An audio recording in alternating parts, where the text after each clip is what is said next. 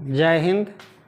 आज हम लोग डिस्कस करेंगे मोस्ट इम्पोर्टेंट टॉपिक है ये संप्रेषण किसे कहते हैं, संप्रेषण का क्या महत्व है, कम्युनिकेशन क्या है, कम्युनिकेशन गैप किस तरह से संप्रेषण को प्रभावित करती है। इन्हीं बिंदुओं पर हम लोग आज डिस्कस करेंगे और जानेंगे कि संप्रेषण का व्यक्तित्व निर्माण में एवं सफल व्यक्तित्व में इसकी क्या अहम भूमिका है। तो चलिए शुरू करते हैं, देखते हैं हम लोग कि संप्रेषण क्या है। तो सबसे पहले संप्रेषण जो है एक कला है फेस टू फेस बात करने का। हम अपनी बातों को कितना बेहतर से बेहतर ढंग से किसी को समझा सकते हैं। तो ये संप्रेषण जब तक एक दो व्यक्तियों में या किसी समुदाय के प्रति संप्रेषण अगर स्थापित नहीं होते हैं तो क्या होंगे कि बातचीत का महत्व या डिस्कशन जो अर्थपूर्ण नहीं हो पाएगा। इसीलिए संप्रेषण का अहम भूमिका होता है। और कुछ बिंदुओं पर अगर हम लोग ध्यान दें तो क्या है कि जो कम्युनिकेशन गैप होते हैं, जो संप्रेषण सही से स्थापित नहीं हो पाते हैं, उस संप्रेषण को हम लोग बेहतर कर सकते हैं और आपने बात को प्रभावी ढंग से किसी को समझा सकते हैं, उसे बता सकते हैं, उसे दिखा सकते हैं। यही कारण है कि बहुत सारे बच्चे और टीचर में जब पढ़ाते रहते हैं कक्षा में तो उनका बेहतर संप्रेषण नहीं हो पाता है, कहीं ना कहीं कम्युनिकेशन गैप होता है, जिसके कारण से शिक्षक के द्वारा पढ़ाए गए पाठ या चैप्टर या जो कही गई बातें बच्चा बेहतर से बेहतर ढंग से नहीं समझ पाता है। इसमें क्या होता है मुख्य कि कहीं ना कहीं वो कम्युनिकेशन गैप रहता है। इसी गैप के कारण क्या होते हैं कि बच्चे नहीं समझ पाते हैं शिक्षक के बताए गए बातों को। तो हम लोग कैसे ये स्किल डेवलप करें अपने अंदर, कैसे संप्रेषण को प्रभावी बनाएं ताकि बात करने की कला, बात करने की जो शैली हो एक प्रभावी शैली हो, दूसरे को लगे कि हाँ वास्तव में जो व्यक्ति बात कर रहा है उसे संप्रेषण कम्युनिकेशन बेहतर स्थापित कर पा रहे हैं। तो हम लोग सबसे पहले देखेंगे कि इम्पोर्टेंस ऑफ कम्युनिकेशन, अर्थात कि संप्रेषण का क्या भूमिका है, क्या महत्व है बातचीत के दौरान। एक दूसरे के बीच जो बात होती है या डिस्कशन होती है उसमें संप्रेषण की क्या भूमिका है। सबसे पहले हम लोग यह देख लेते हैं कि अगर संप्रेषण में कमी है, कम्युनिकेशन गैप है, तो उस गैप को कैसे हम लोग भरेंगे, फुलफिल कैसे करेंगे। तो एक स्किल डेवलप करेंगे अपने अंदर।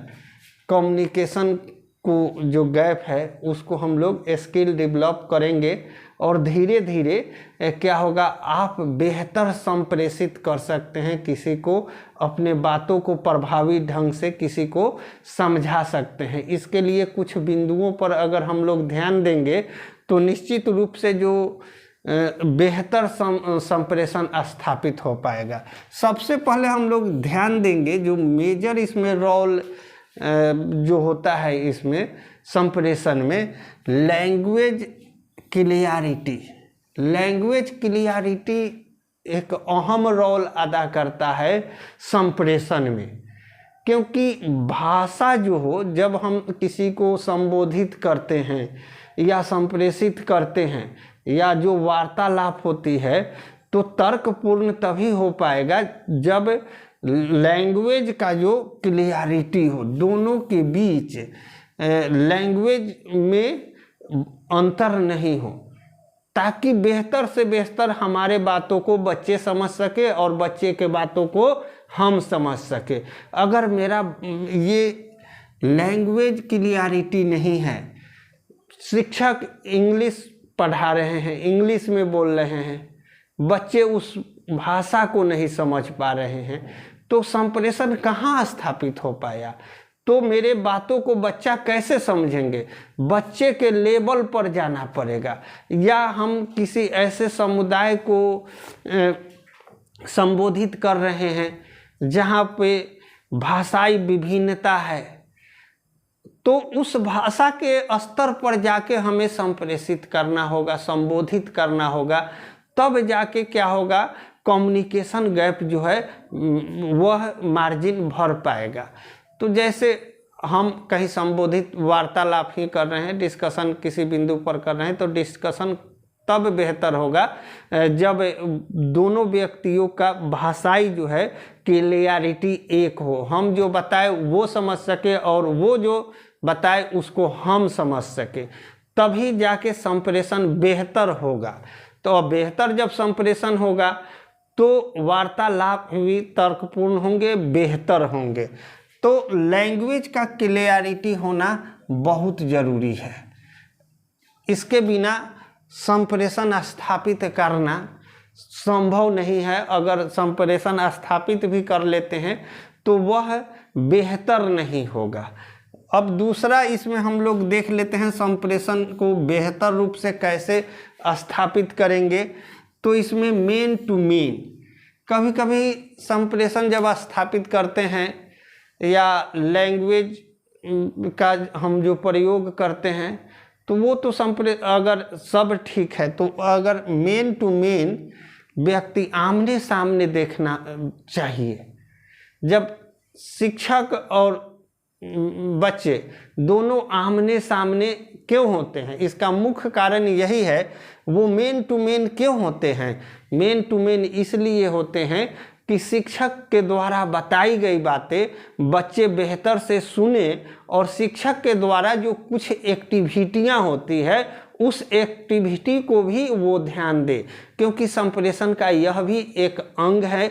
एक्टिविटी से भी बहुत बातें बताई जाती है। तो मेन टू मेन वहाँ होना जरूरी होता है, ताकि आप किसी बात को, किसी उदाहरण को बेहतर से बेहतर समझ सकें। दूसरा है फेस टू फेस, सामने देखना है। संप्रेषण तभी बेहतर होगा जब हम सामने देखेंगे। बातचीत करने वाले दो व्यक्ति आमने सामने एक दूसरे पर देखते रहते हैं तो संप्रेषण बेहतर स्थापित होता है। जैसे ही व्यक्ति मोबाइल चला रहा है या कुछ अदर एक्टिविटी में लगा हुआ है, तो आपके और उस व्यक्ति के बीच में बेहतर संप्रेषण स्थापित नहीं हो पाएगा, कहीं ना कहीं कम्युनिकेशन गैप रह जाएंगे। तो उसके लिए हमें ध्यान किस चीज़ पर देना है? ध्यान देना है मुख्य रूप से मेन टू मेन रहना है, फेस टू फेस रहना है। अगर ये दो बात पर ध्यान दिए, लैंग्वेज पर ध्यान दिए, तो बेहतर संप्रेषण स्थापित होंगे। अब आगे देख लेते हैं, कुछ महत्वपूर्ण बिंदु हैं। इंटरएक्ट, क्रिया प्रतिक्रिया। जब दो समूह या दो व्यक्ति या टीचर और स्टूडेंट जब क्लास करते रहते हैं, शिक्षक जब पढ़ाते रहते हैं, उस समय क्या है, इंटरएक्ट करना है। क्रिया प्रतिक्रिया, हम कुछ बता रहे हैं, अगर उसका प्रक्रिया स्टूडेंट के तरफ से भी मिलता रहेगा तो बेहतर कम्युनिकेशन होगा, यानी कि संप्रेषण बेहतर स्थापित कर पाएंगे। तो ये इंटरएक्ट का भी होना जरूरी है। तो आप ये कोशिश करें, जो आप संप्रेषण स्थापित कर रहे हैं तो वह इंटरएक्ट करे, यानी कि प्रक्रिया दे। आपके बात को सिर्फ सुन रहा है, कुछ भी रिएक्शन नहीं हो रहा है, यानी कि कहीं ना कहीं कम्युनिकेशन गैप है, कहीं ना कहीं संप्रेषण स्थापित बेहतर नहीं हो पा रहा है। तो इंटरएक्ट का अगर हम लोग ध्यान देते हैं तो कम्युनिकेशन जो गैप है उसको भरा जा सकता है, संप्रेषण बेहतर स्थापित किया जा सकता है। अब हम लोग अगला बिंदु पर देख लेते हैं, पॉजिटिव इमोशन। कुछ इमोशन भी होते हैं, सांवेगिक अवस्थाएं भी होती है। व्यक्ति जब स्टडी करते रहता है या दो व्यक्तियों के बीच में बात होते रहता है, उस समय क्या है, कुछ इमोशन भी होते हैं सांवेगिक, उसका भी रिएक्शन होना चाहिए। उसके बाद पॉजिटिव एनर्जी का प्रवाह होना चाहिए। पॉजिटिव एनर्जी, सकारात्मक ऊर्जा का जब प्रवाह होगा तो इसका मतलब क्या है, आप जो बात बता रहे हैं या क्लासरूम में जो आप पढ़ा रहे हैं उसके प्रति स्टूडेंट सक्रिय है, या जिससे आप बात कर रहे हैं वह व्यक्ति उस बात को ध्यानपूर्वक सुन रहा है। इसी को हम लोग पॉजिटिव इमोशन और पॉजिटिव एनर्जी के रूप में देखते हैं। ये दो चीज़ों का होना जरूरी है, तब संप्रेषण बेहतर स्थापित होंगे। अब एक और बिंदु है सकारात्मक सोच, पॉजिटिव थिंकिंग। जब भी हम बेहतर संप्रेषण स्थापित करते हैं, संप्रेषण बेहतर तभी होंगे कि सोच पॉजिटिव होना चाहिए, आपका तर्क पॉजिटिव होना चाहिए।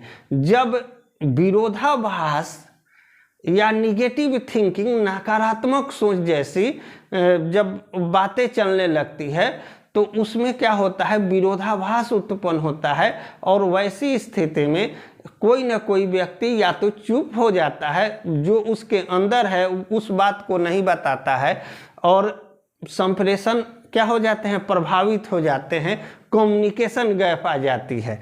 तो हमें क्या करना है कि जो हम लोग बात कर रहे हैं, कोई भी मुद्दा हो, कोई भी टॉपिक हो, उस पर सकारात्मक सोचें, उसके नकारात्मक बिंदु पर भी चर्चा करें, जाने, डिस्कशन करें, लेकिन विरोधाभास के साथ नहीं, नकारात्मक सोच के साथ नहीं।